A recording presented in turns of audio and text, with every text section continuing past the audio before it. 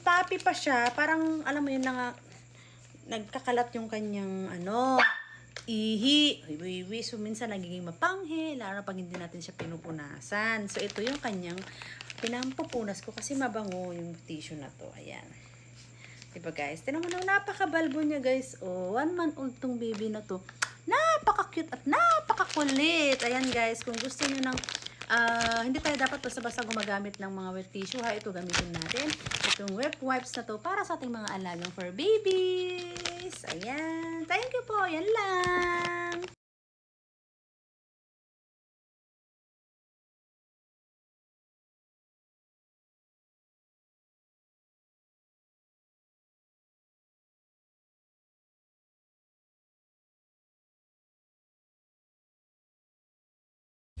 Lucas, kain na.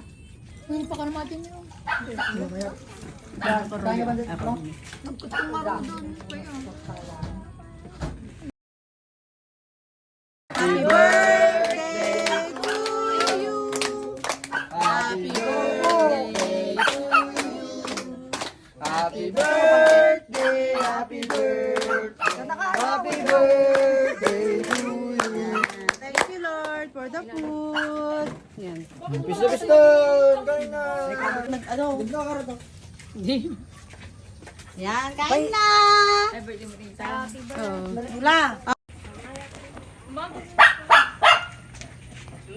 Jol! Pamaya pa yung ang balas. Kaitang kasi nagpa-birthday sabi ko.